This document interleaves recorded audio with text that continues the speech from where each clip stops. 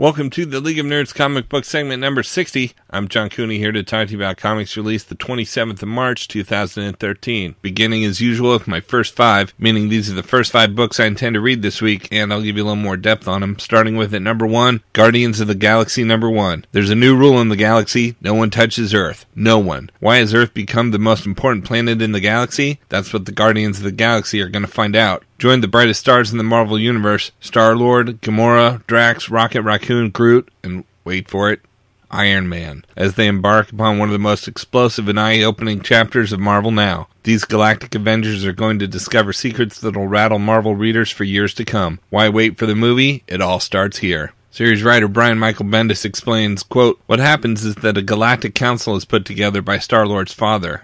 It's done in secret in the negative zone. The Kree, the Spartaks, the Badoon, the Shi'ar all get together to debate what to do about Earth. Earth is looking scarier and scarier to them. Earth is this cauldron of mutants, infinity gems, and Asgardians, and looks like they're about one generation away from joining the galactic civilization. If things go the way they're going, they're going to come out swinging. They go, look at this, Galactus went to Earth, doesn't need it. The Phoenix Force destroys everything in its path, goes to Earth, and disappears. This is scary stuff. What's going on over there? To them, we look like orangutans with machine guns, barbarians with magic powers. It's scary as hell. They're deciding what to do with it. Peter Quill's father gets them to agree not to touch Earth. The new law is to leave it alone. Everyone leave it alone. If you touch it, you're breaking the law. When Peter gets wind of this, he realizes they put a giant target on Earth. Peter's father just told everyone Earth is for the taking." Close quote. At number 2, we've got Age of Ultron number 3 of 10. For years, the heroes of the Marvel Universe have lived in fear that the artificial intelligence known as Ultron would one day evolve to fulfill its desire to wipe out all organic life and take over the Earth. And that day has arrived. This massive 10-part Marvel Universe-spanning event is brought to you by Eisner Award-winning writer Brian Michael Bendis and comics legend Brian Hitch. Now, the big news for Age of Ultron this week has been about its conclusion in June and the special guest star scheduled to appear, the angel Angela, a character created by writer Neil Gaiman with artist Todd McFarlane for his Spawn series in Image Comics in 1992. After a jury declared in 2002 that copyrights for several characters, including Angela, were jointly held by McFarlane and Gaiman, the two reached a confidential settlement over royalties in 2012. So now Gaiman is bringing Angela to Marvel, and Chief Creative Officer Joe Quesada is excited, saying, quote, "We were looking for a good entry point to tease our fans and to let them know that she was going to be a major player," close quote. But Marvel's editor-in-chief Axel Alonso doesn't consider this a spoiler, suggesting her participation is, quote, "like the post-credit scenes in one of our Marvel Studios movies," close quote. In another interview, Alonso said, quote, "We'd been talking for some time about ways to bring Angela into the Marvel Universe, and the conclusion of Age of Ultron gave us the perfect window of opportunity to do it," close quote. Again, reassuring that this was not a spoiler, saying, quote, "It's a byproduct of the climax to the story. It's not the climax to the story," close quote. At number 3, we've got Morning Glories number 25. This is a double-sized 25th issue and the Season 1 finale, featuring 3 interconnected covers. Now, series artist Joe Yzma recently discussed the popularity of the book, saying, quote, "The reaction to the book took me completely by surprise. I knew we had something special on our hands, to be sure, but I figured it would just turn a few heads, if anything. It was fantastic what it turned out to be in the end, though. I think the success really comes down to the characters. We may tend to keep our readers in the dark on some aspects of the plot, but through and through, people seem to care about these characters. I've never worked on anything like this where there's been that much passion regarding the book's cast. It's gratifying," close quote. And when asked about the upcoming issues, he said, quote, "Well, I can say number 25 is our season ender, and you can expect an ending and a new beginning. I know that's so obtuse, but if I spill more, Nick might send a hit squad to my house. I will add that number 26 will feature answers to subplots hinted at in the second arc," close quote. At number 4, we've got Superior Spider-Man number 6 AU, the Age of Ultron tie-in. The Superior Spider-Man enters the Age of Ultron. Writer Christus Gage explained what intrigued him. Quote, "Seeing how specifically the Superior Spider-Man reacts to Age of Ultron, we essentially have a guy in Doc Ock who has more than once been the master villain trying to conquer and lay waste to the entire world. Now all of a sudden he's on the other side trying to stop it. What's that like for him? Is he better equipped to handle the situation, or worse? Will he maintain his new course as a hero, or return to his old ways? That's what Steve, Ellie Pyle, and I wanted to examine, and what makes this particular story unique. Otto is none too keen on someone other than him conquering the world. especially Ultron. They met once before in Secret Wars and was not a friendly meeting, but at that time Ultron had been deactivated by Galactus and was being controlled by Dr. Doom. So to Doc Ock, if Victor Von Doom, whose intellect is clearly inferior to that of Otto Octavius, could bring Ultron to heel, it should be child's play for him. On the other hand, all around him is evidence of what Ultron has already done, and it's hit the other heroes quite hard. So the question is, will Otto's arrogance be his downfall, or will he be the one man confident enough to handle his business in the face of overwhelming tragedy? Close quote. At number 5, we've got Wolverine and the X-Men number 27. Jason Aaron and Eisner Award-winning best artist Ramon Perez continue the arc that readers will remember for years to come. Dog Logan is back, and Wolverine is in for a world of hurt. The students are on their own in the Savage Land with no supervision.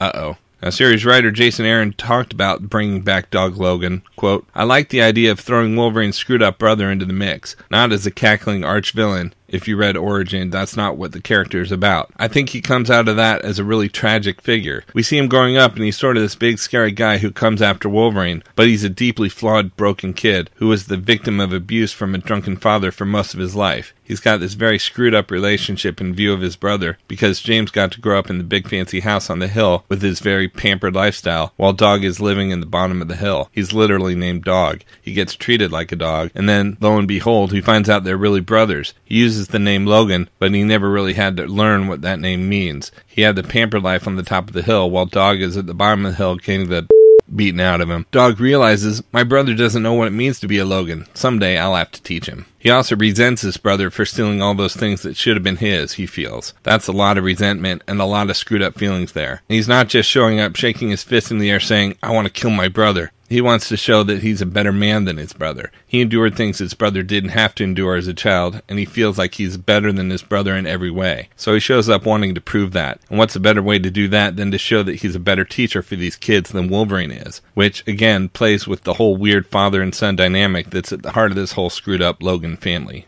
Close quote. Rounding out the top 10 at number 6, we've got Powers Bureau number 3. Powers is back on track, guaranteed to ship. Another blockbuster chapter in the Eisner Award-winning Cops and Capes epic. Now that all Powers cases are federal cases, Agents Walker and Pilgrim must learn to live by the new rules. But how can you obey the rules when the bad guys ignore them? At number 7, we've got Batman Incorporated. Number 9, the fallout from last month's shocking turn of events has Batman on the run. Is the Dark Knight a murderer? At number 8, we've got Young Avengers number 3. Fight scene? Probably. Another one? Yeah, but this time in a club. Plentiful feels, aka meaningful emotional character beats for people who aren't on Tumblr. And the fakest ID in history. At number 9, we've got East of West number 1. Out of the Wasteland. The things that divide us are stronger than the things that unite us. A sci-fi western set in a dystopian America where all hope for the future rests in the 4 horsemen of the apocalypse, who just so happen to be trying to kill the President of the United States. One of the most exciting new books of the year, this is East of West, a brand new ongoing monthly comic from the award-winning team of Marvel's FF, Jonathan Hickman and Nick Dragotta. And at number 10, we've got Batman The Dark Knight number 18. The terrifying tale of the Mad Hatter's origin continues. Batman is still 2 steps behind the Hatter's current reign of terror. Will Catwoman's interference make it 3? For the best of the rest this week from DC Comics, we've got Aquaman number 18. In the bloody aftermath of the Throne of Atlantis, Aquaman must pick up the pieces of his life. But is there enough left to carry on? We've got Fury of Firestorm, the Nuclear Man number 18, introducing the all-new multiplex. Now that Ronnie and Jason can become one as Firestorm, can they defeat a villain who can create an army of himself? We've got Superman number 18. The new Hive makes its stunning first appearance in the New 52 by trying to take over Metropolis. More on Clark Kent's life as a reporter away from the Daily Planet. Next, we've got Talon number 6. Batman uncovers more clues about Calvin's mission in Gotham City, but will he stop the Talon or support him? Secrets are revealed about Sebastian Clark that could endanger the lives of everyone Calvin cares about. And we've got Teen Titans number 18. Unknown to the Teen Titans, Red Robin's condition is worsening after the events of Death of the Family, and now Red Robin must face an even greater tragedy. The new Dr. Light is coming for Solstice, guest starring the Suicide Squad. From Marvel this week, we've got Fantastic Four number 5 AU, an Age of Ultron tie-in. Will the rise of the artificial intelligence Ultron cause the permanent end of the Fantastic Four's sojourn across time and space? We've got Gambit number 10. Desperate to learn the Lady Thief's secret, Gambit joins Joel on a heist that may even be too much for him to handle, especially when the villainous Tombstone gets involved. And when Gambit's in over his head, who will answer his call for help? Here's a hint. She's the feisty, green-clad, roguish, Uncanny Avenger, and she may just have an opinion of her own on Gambit's extracurricular activities. Next, we've got Morbius the Living Vampire number 3. The hot new horror book continues. Morbius gets closer to two people who don't know the dark, deadly secret he carries. How does a fugitive remain hidden if his face is everywhere? And we've got Thunderbolts number 7. Emotions run high. Next, we've got Ultimate Comics Wolverine number 2 of 4. Jimmy's hunting down ghosts from his past, or is it the ghosts who are hunting him? What is the deadly secret of Project Mothervine, and why was Wolverine so desperate to shut it down? A mysterious woman from Logan's past crosses paths with him again. What is her connection to Jimmy? We've got Uncanny Avengers number 5. Wonder Man, Wasp, and Sunfire joined the team just in time for Grim Reaper's revenge. Tension between the team builds as Havoc's leadership is questioned. The death of a major character at the hands of an Avenger in broad daylight. And we've got Uncanny X-Force number 3. This is it. Bishop versus Uncanny X-Force. Bishop has amazing new powers that help him take down X-Force. But how did Bishop get the new power? From Boom Studios, we've got Deathmatch number 4. The first arc of the smash hit ends here. Factions have formed, lines have been drawn, and now violence is spilled outside of the arena as all hell breaks loose in the Deathmatch prison. Written by industry legend Paul Jenkins and drawn by comic superstar Carlos Magno, Deathmatch is a dark psychological deconstruction of the superhero genre that can't be missed.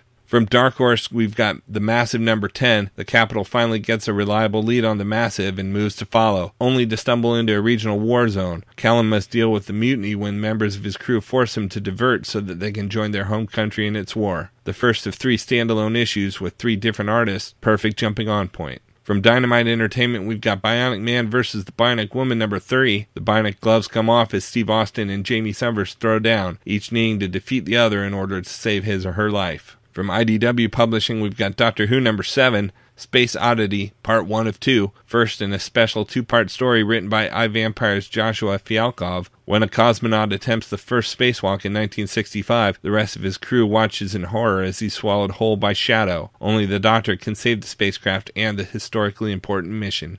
We've got Star Trek number 19. As excitement builds for the upcoming film sequel, the ongoing Star Trek comic series shows fans the events that shaped the lives of their beloved Enterprise crew. In this issue, we discover what led young Montgomery Scott to devote himself to engineering as we witness his first steps on the journey that would take him across the galaxy. Overseen by Trek writer-producer Roberto Orci, this all-new tale sheds light on a classic character. From Image Comics, we've got Clone number 5. In a war he never knew existed, Luke Taylor stands to lose everything. His wife, his baby, his identity. Even if Luke can lead the rebels to victory, will his life ever be the same? Find out in the conclusion of the first Clone arc. Next, we've got Fatale number 13. It's the curse of the femme fatale in the Old West for those who like horror and noir in their spaghetti western. Another standalone Fatale flashback issue and a perfect place for new readers to jump on board. And remember, each issue of Fatale contains extra content, articles, and artwork that are not available anywhere but the printed single issues. And we've got Think Tank number 6. Slacker genius Dr. David Loren can hack into a military-industrial complex computer network to reclassify 3 quinuslidinyl benzylate from a Class 2 pathogen to a Class 5 pathogen. He can disassemble the micro-power device of Dr. Sejic to appropriate its extensive battery life for his Surface Thought Reader, but can he save himself from the confines of his own mind? Out in trades this week, we've got All New X-Men Volume 1, yesterday's X-Men hardcover premiere edition. It's a blast from the past as Professor X's original 5 students, Cyclops, Marvel Girl, Iceman, Angel, and Beast, are plucked from the past and brought to the present. But what they find, the state their future selves are in, and the state of Xavier's dream, is far from the future they dreamed of. How will these young, idealistic heroes react when faced with the crushing knowledge of what their future holds? And how will the embittered X-Men of the present day deal with their past coming crashing forward? When the original team comes face to face with their counterparts, it isn't a peaceful meeting, and one of the X-Men will be forever changed. Brian Michael Bendis and Stuart Eminem blaze a new trail for the X-Men. Collects All New X-Men number 1 through 5. We've got Avengers Vs X-Men trade paperback. Earth's mightiest heroes and the children of the atom go to war in the ultimate superhero showdown. The world-destroying Phoenix forces back, and while the Avengers are intent on stopping it, Cyclops and his X-Men have other ideas. To Captain America, the Phoenix threatens doom. To Cyclops, it could mean salvation. Marvel's 2 greatest leaders wage war, with the Phoenix chosen host, Hope Summers, caught in the middle. How far are both sides willing to go? The answer lies in a battle so big no one world could contain it, and a shocking ending that neither team could have seen coming. Marvel's top writers and artists present a spacefaring, world-changing epic, the culmination of a decade's worth of incredible event storytelling. Collects Avengers vs. X-Men numbers 0 through 12 and material from Point 1 number 1. And last, we've got Wolverine and the X-Men by Jason Aaron, Volume 3 trade paperback, Avengers Vs X-Men, but where do Wolverine's loyalties lie? The war between the Avengers and the X-Men has arrived at the doorstep of the Jean Grey School for Higher Learning. The school's headmaster, Wolverine, seeks to keep the students in his charge out of the fight at all costs. But as both an Avenger and an X-Man, it's difficult for him to remain neutral. As his fellow teachers join the fight and the Jean Grey School draws the attention of some very powerful intergalactic threats, can Wolverine do what's right for both the school and the Earth? Or will he risk it all by finally choosing a side in the war that's tearing the Marvel Universe apart? Collects Wolverine and the X-Men number 9 through 13. Okay, so that's just a few of my favorite books out this week. There's still plenty of others available, and I broke out all the Marvel titles this week in their own video, as well as a separate video for all of DC, and even a video with the top independent publishers, and you can find them all on my YouTube channel at he'sgotissues.com as well. We'll also have links up on the leagueofnerds.com, our Facebook page, so be sure to like us there too. And of course, you can follow everything I'm reading on Facebook, Pinterest, or Twitter. You can find links to everything at he'sgotissues.com. And a reminder that both He's Got Issues and the League of Nerds are proud members of the Comics Podcast Network. So until next week, I'm John Cooney, and I've got issues.